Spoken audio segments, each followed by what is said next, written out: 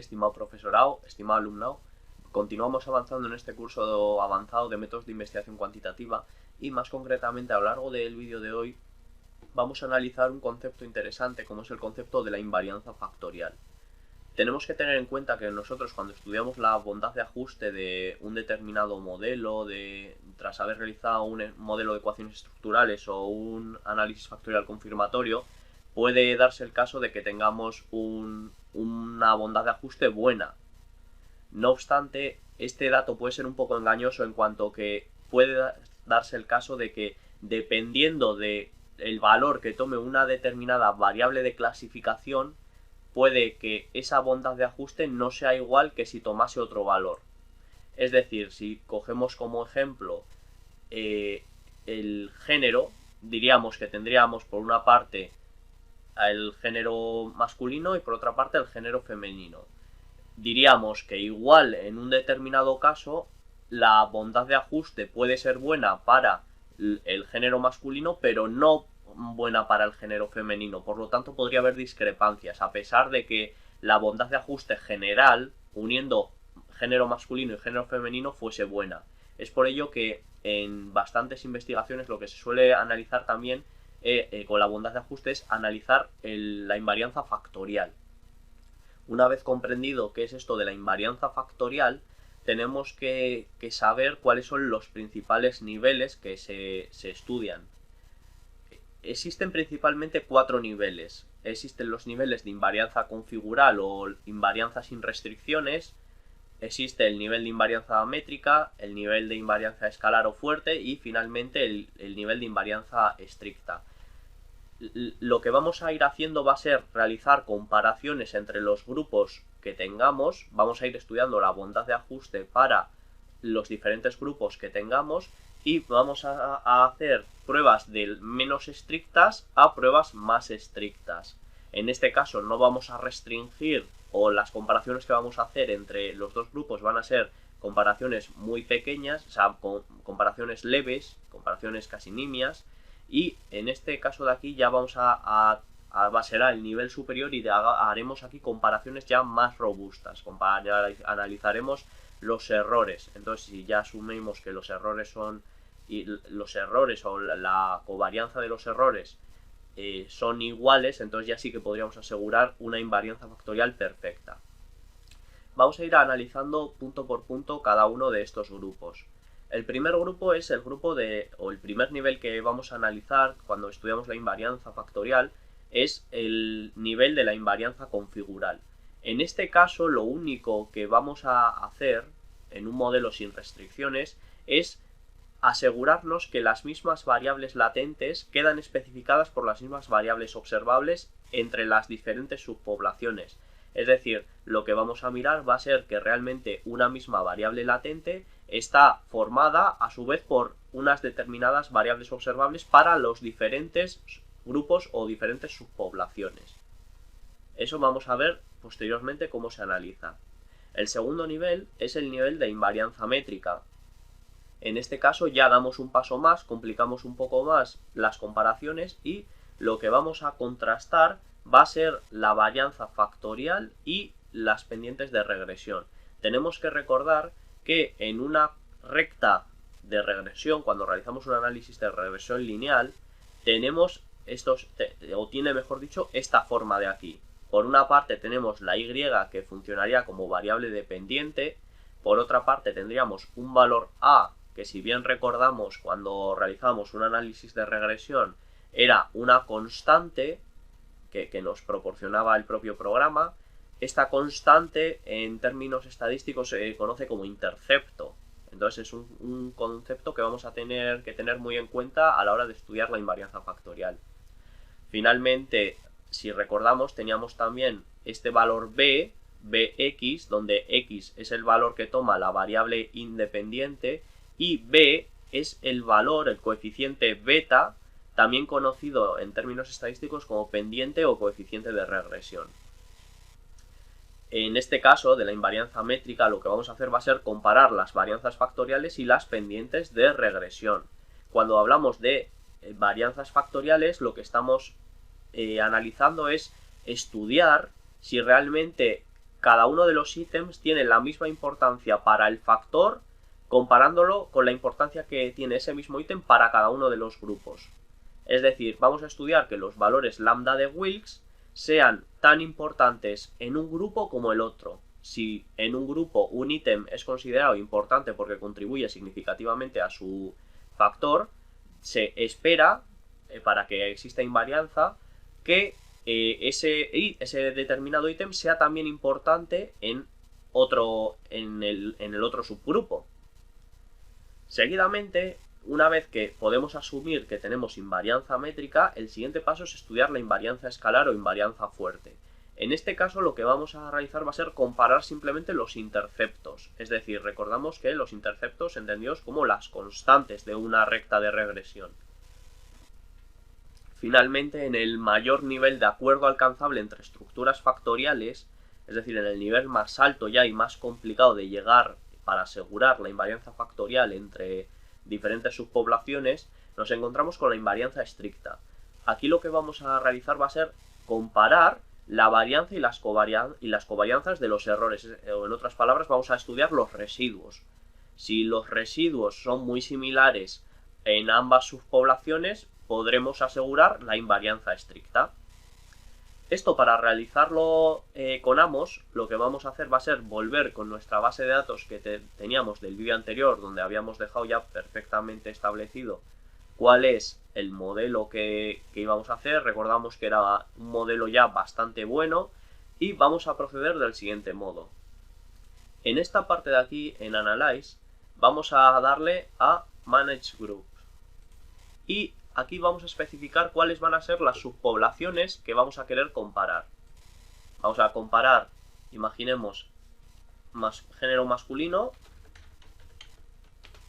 y le damos a New para añadir un nuevo grupo y género femenino.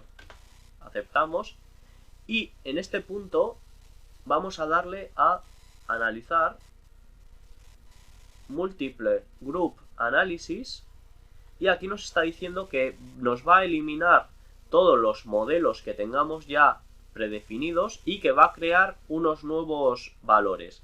Entonces aceptamos y aquí nos está mostrando 8 modelos diferentes. O sea, un modelo, podríamos, si dejásemos así marcado sin nada, sería un modelo sin restricciones. Y posteriormente podríamos ir añadiéndole complejidad. Nosotros lo que vamos a hacer es quedarnos con 4 modelos, como los que hemos estudiado, sin restricciones. Vamos a estudiar también el métrico y pues, finalmente acabaremos con el escalar o fuerte y el estricto. Como vemos aquí, cuando decíamos que un modelo tiene invarianza configurable o sin restricciones, lo dejaremos tal cual. No vamos a ponerle ninguna restricción. Aquí la primera columna la dejamos tal cual. La segunda columna ya sí que va a estudiar, y aquí vemos qué es lo que estudia. Estudia por una parte las cargas factoriales y por otra parte las pendientes de regresión. Entonces, vamos a marcarle Measured Weight y por el momento vamos a dejarlo así. En el siguiente nivel ya vamos a estudiar aquí lo tenemos, los interceptos. Como vamos a estudiar los interceptos, ya vamos a marcar un poco más, vamos a marcar todos los interceptos. Ahí estamos. Marcamos también hasta aquí, hasta interceptos estructurales. Y vamos a ir con el siguiente nivel. Ya en el siguiente nivel sí que lo que tenemos que hacer es analizar la varianza y covarianza de los errores. O dicho de otra manera, los residuos. Entonces, como vemos aquí, tenemos varios tipos de residuos. Residuos estructurales, residuos de medida. Entonces, en este caso, en este cuarto modelo, sí que vamos a seleccionar todos los tipos. Y ya vamos a tener definidos nuestros grupos. Pulsamos en OK y ahora vamos a seguir. Ya nos ha creado estos valores.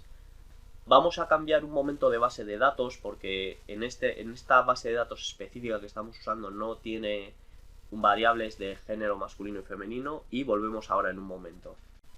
Venga, ya tenemos lista nuestra nueva base de datos en la que hemos añadido la variable género, porque en la que estábamos empleando del vídeo anterior no teníamos esa variable género, la habíamos quitado, entonces ya en esta nueva base de datos vamos a tener esa variable. Para seleccionar nuestra base de datos, la que vamos a establecer grupos por grupos, vamos a ir a Select Data File y aquí ya vemos que nos ha marcado los diferentes grupos que tenemos. Nos ha marcado el grupo masculino y el grupo femenino. Entonces lo que tendremos que hacer es seleccionar la base de datos que vamos a emplear para ambos grupos. Tenemos que recordar que generalmente suele ser idéntica. Nosotros vamos a ir al escritorio, tenemos esta base de datos, y para el segundo grupo, para el grupo femenino, también tenemos la misma base de datos. Aquí nos está marcando el valor total que hemos seleccionado. Nosotros lo que nos interesa es, para el grupo masculino, seleccionar únicamente los casos del grupo masculino, y para las personas del grupo femenino seleccionar únicamente las personas del grupo femenino. En este caso el grupo masculino está codificado por el valor 1. Entonces vamos a ir a Grouping Variable y aquí tenemos la variable sexo. Introducimos el sexo y en Group Value tenemos 198 personas que pertenecen al género masculino. Entonces damos OK, seleccionamos y aquí vemos cómo ha cambiado el valor de 581. Nos indica que ya solamente para este análisis va a coger 198, que son las personas que pertenecen al grupo masculino. Y por otra parte, en femenino vamos a marcar también Grouping Variable, sexo, y Group Value vamos a marcar el 2, que es el modo o es el valor mediante el que se ha codificado la variable para el grupo femenino. Vemos que tenemos 198 personas del género masculino y 383 personas del grupo femenino. Pulsamos en OK y en estos momentos ya estamos, siempre que hayamos marcado lo mismo de siempre, si lo tenemos marcado del vídeo anterior todavía, vamos a pulsar sobre calcular estimados.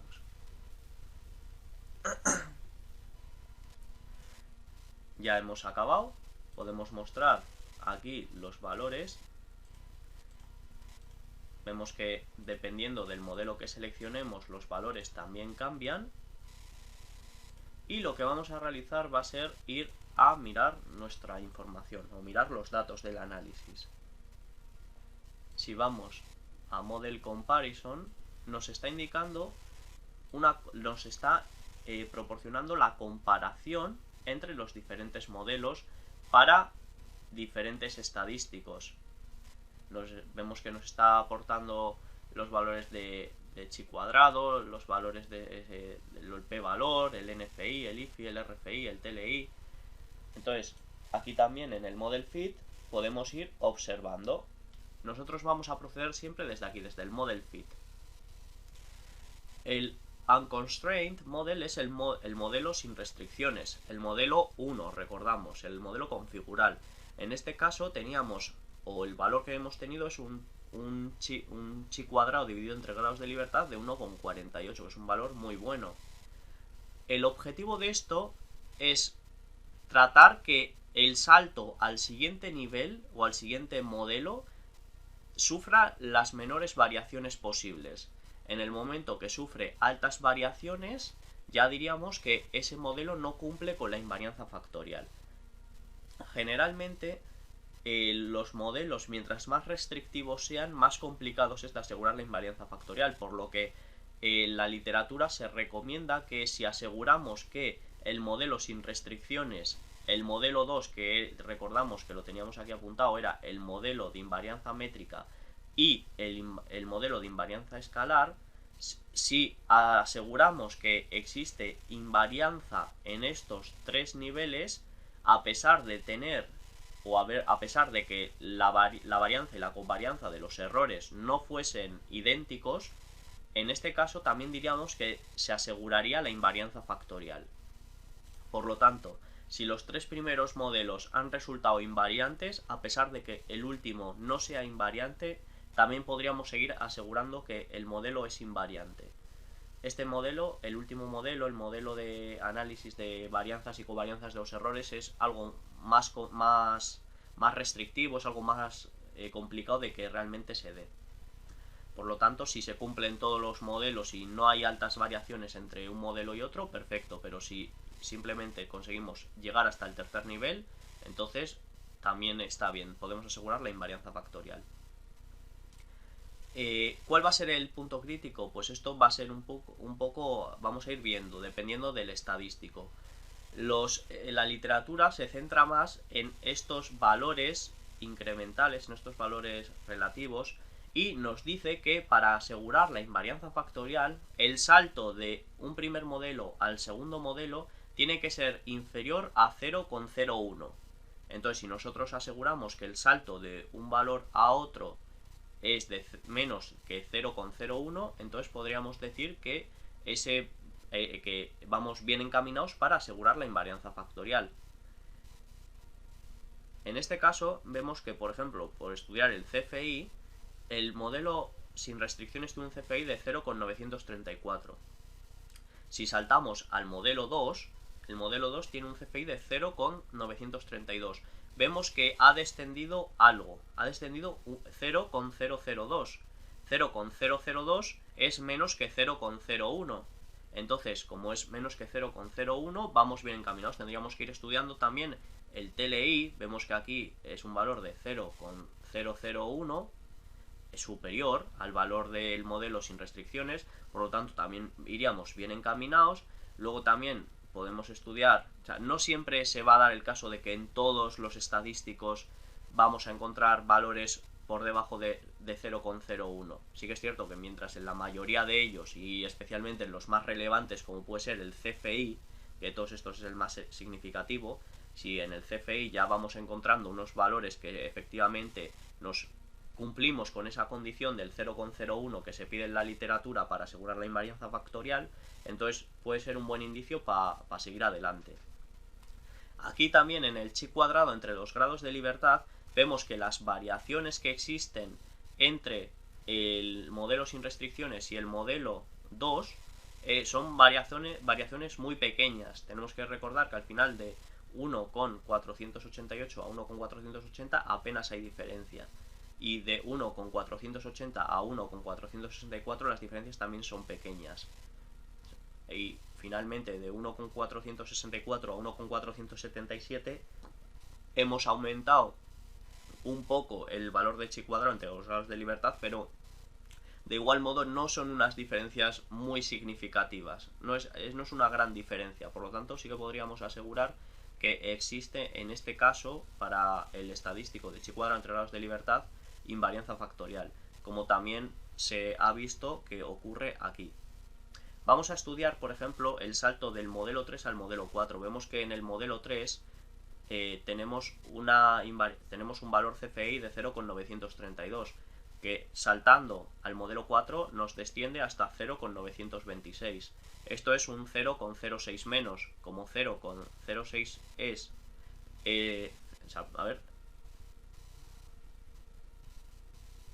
0,006. Este valor, como es inferior a 0,01, entonces también podríamos seguir asegurando que tenemos invarianza factorial. Tendríamos invarianza factorial hasta el modelo 4, o sea, lo máximo posible. Siguiendo hacia abajo, nos encontramos con otros estadísticos también que nos va a mostrar los valores de los valores para cada uno de los modelos. Vemos que el RMSA en el modelo sin restricciones es de 0,029 y que por mucho que bajemos hacia abajo se mantiene casi invariante. Si vamos al modelo 3 sí que ha descendido 0,001, pero en el modelo 4 vuelve a recuperarlo y se establece en 0,029. Por lo tanto, en este caso es clarísimo que se cumple la invarianza factorial para los 4 modelos. Finalmente, el modelo AIC, el estadístico AIC o el índice de bondad de ajuste AIC, sí que es cierto que puede sufrir diferencias más elevadas, pero porque también partimos de unos números más altos.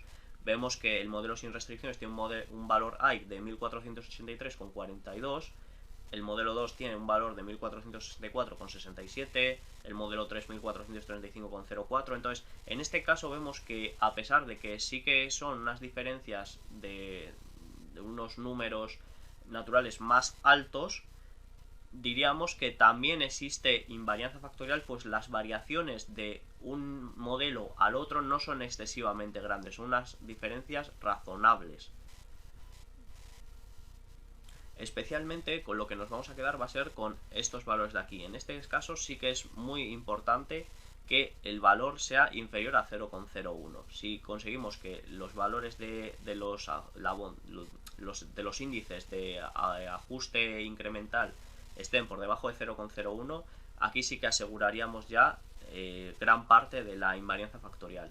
Estos valores de chi cuadrado entre grados de libertad y estos valores de Ike sí que son algo más complejos de medir en cuanto que siguen una escala diferente. Por lo tanto, esto ya es un poco vista del investigador y en este caso, como hemos visto que los diferentes modelos apenas varían sus puntuaciones, sí que podemos asegurar bastante altamente que que sí que existe invarianza factorial.